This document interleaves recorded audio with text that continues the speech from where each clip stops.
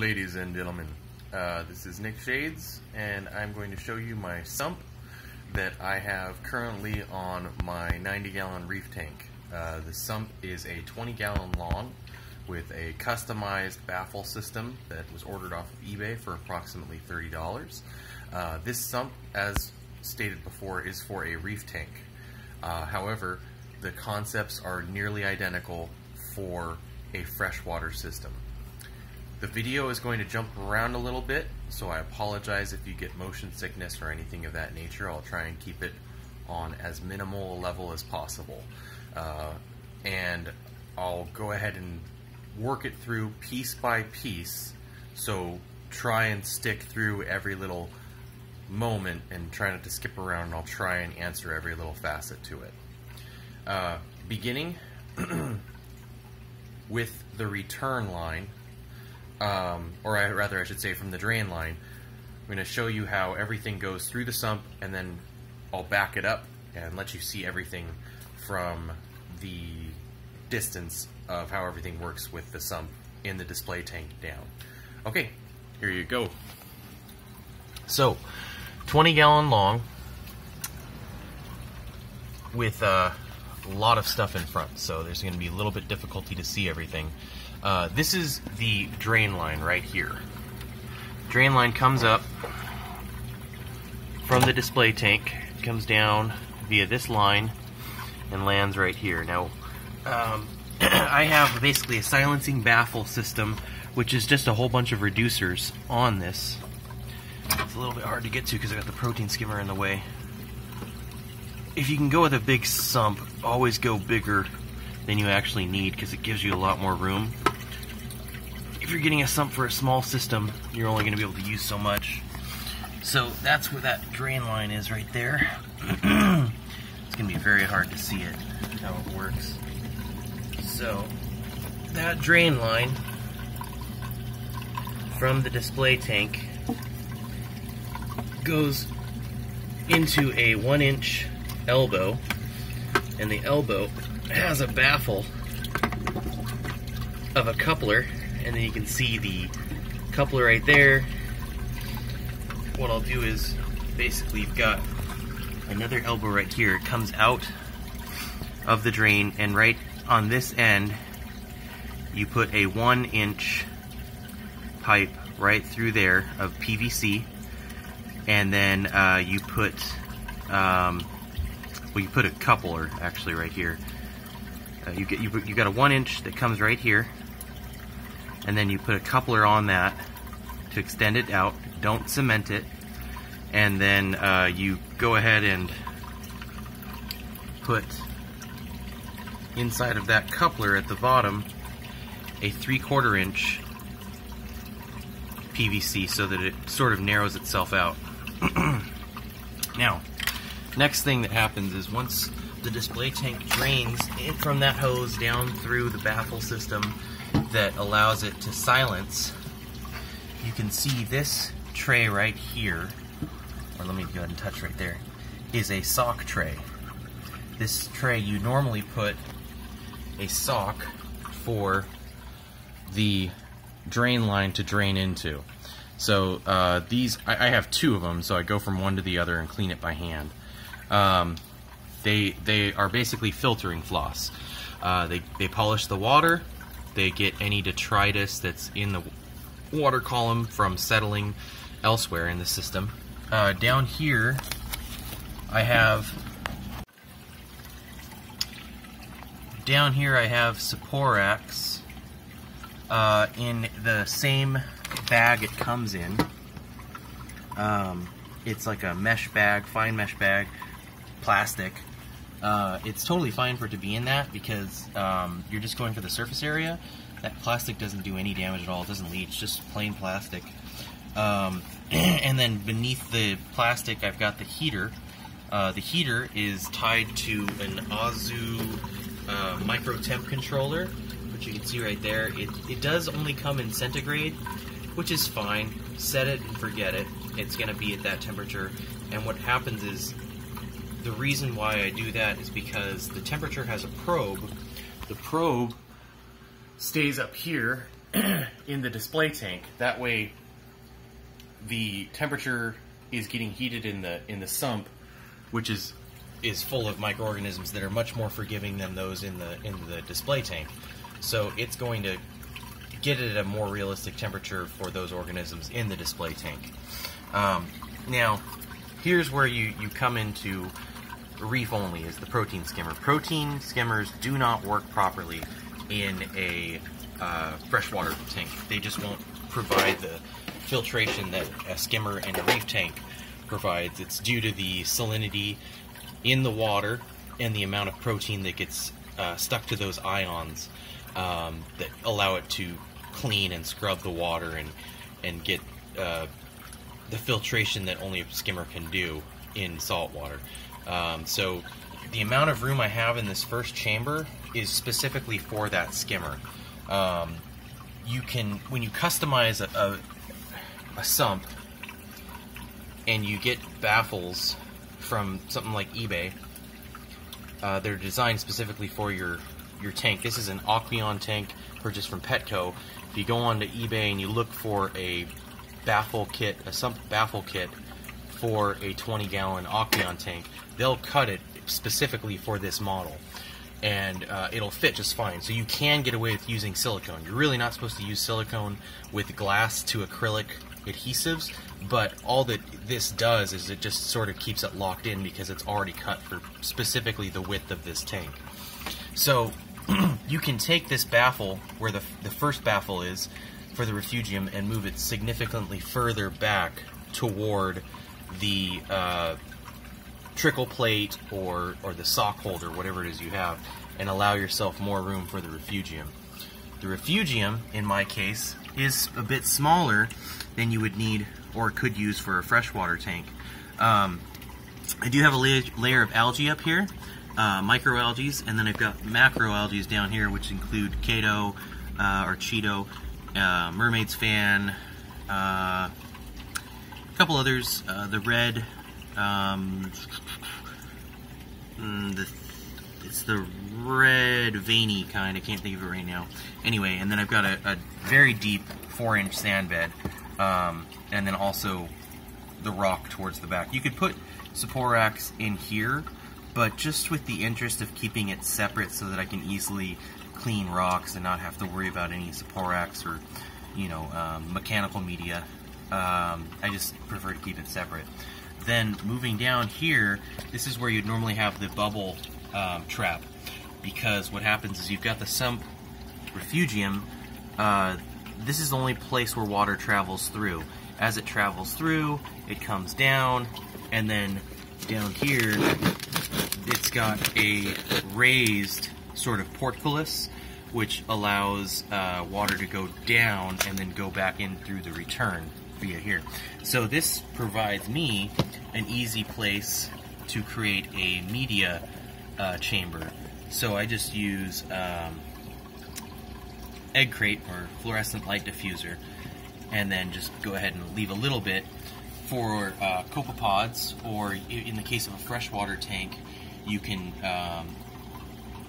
leave a gap so that Daphnia can go through and then come back up via the return. I've got my water level drawn in here with a permanent marker, so that way if I'm at work and I want to call my wife to have the kids add water to the sump, it's easy. I just tell them to fill it to the top line. And then I always tell them this bottom line right here, I just tell them to go ahead and make sure that it doesn't get down there, and just to keep the water level always up there. And they're pretty good about it. I just end up doing it every morning anyways, but it's always nice to know that if I forget, I can call them and ask them to do it that way. This particular return pump that I use is a Danner MagnaFlow 18. It's way more than I need, so I actually have a ball valve connected via PVC, threaded pipe. It's a 3/4 inch. I have that ball valve. As you can see, it's only open about 20%, because otherwise it would drain this sump in just a matter of minutes. It's fine. They operate just fine having that resistance.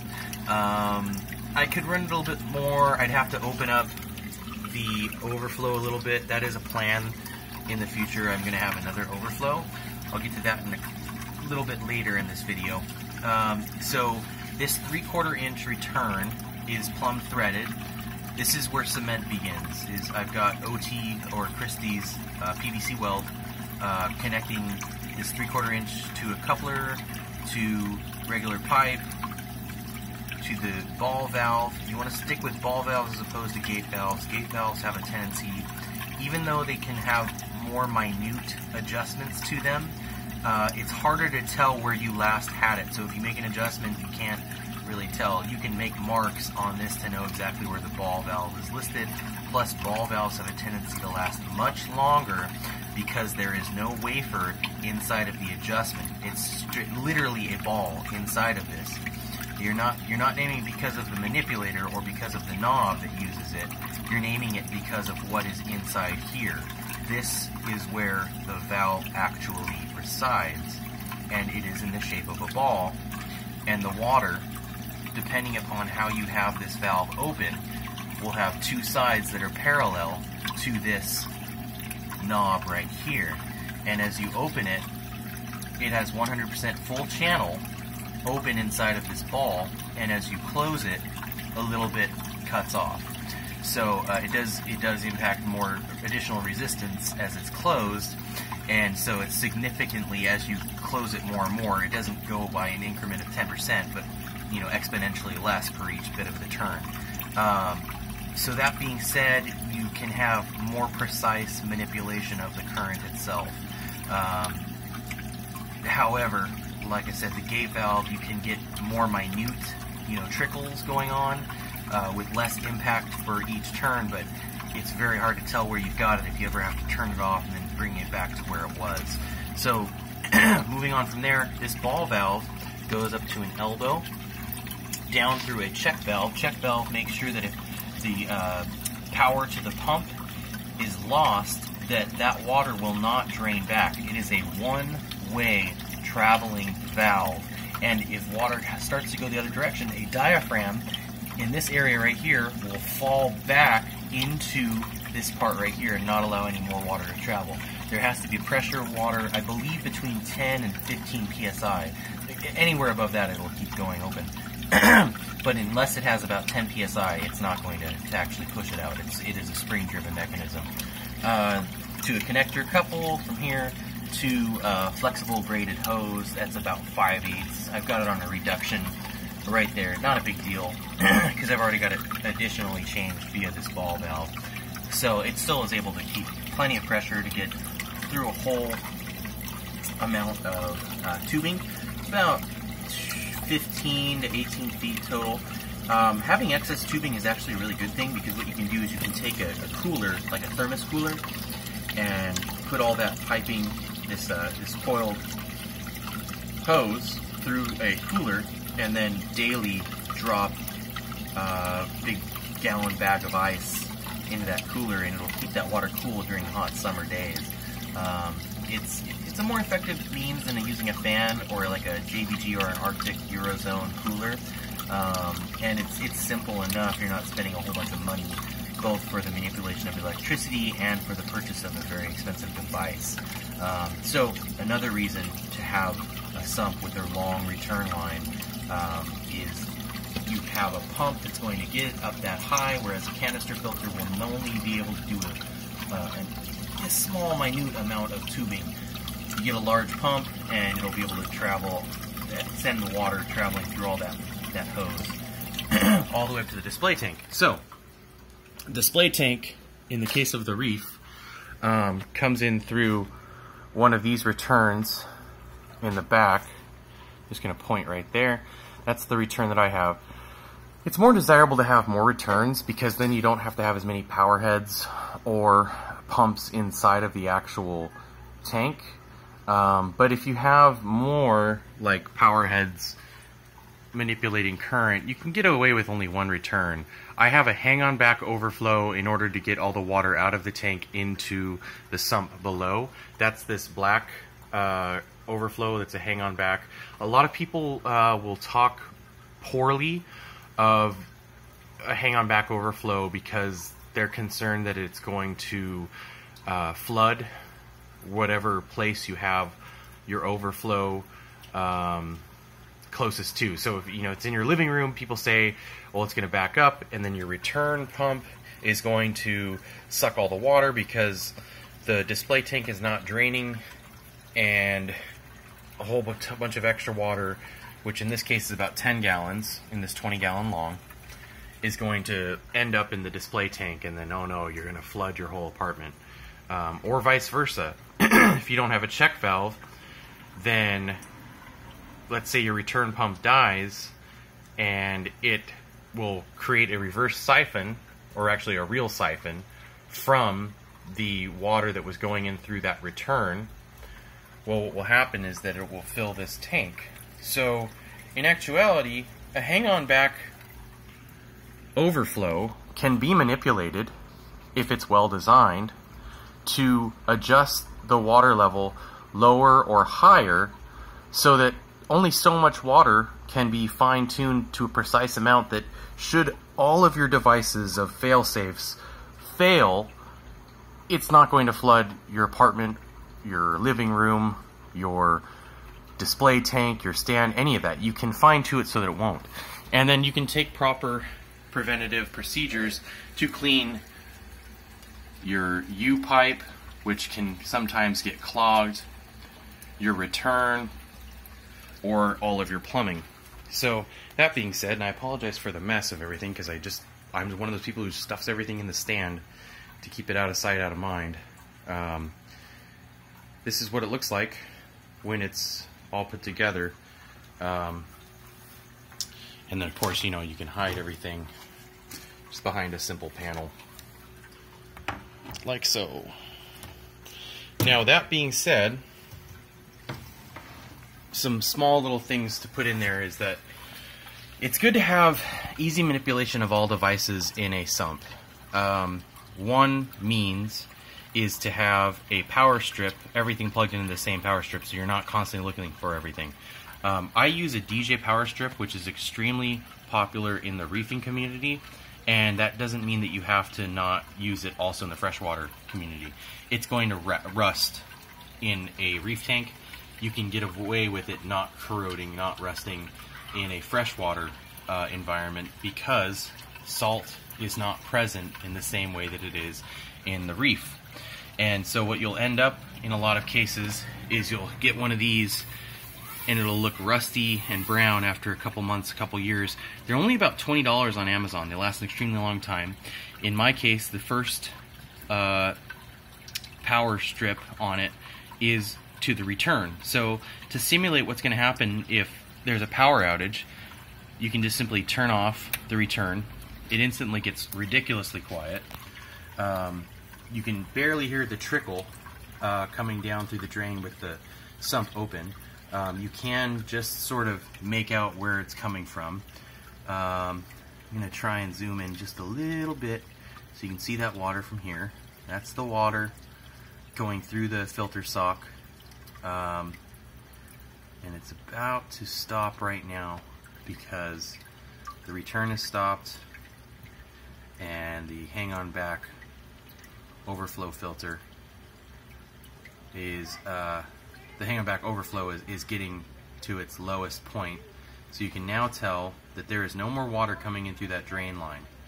So what happens is the sump comes to a limit that is higher than my max level, that I call it, that I've made with the permanent marker, and as you can see, it's only about less than a gallon higher. That hang-on back overflow is set to a point where only so much water is going to come out of it. Now here's what happens. Power comes back on. This is simulated. Turning it back on through the DJ power strip. And it's going to fill the display tank with this reserve amount of water. You're going to be able to see how fast it'll drain back down to that black line. My fingernail is not moving, but it's right at where the water level was.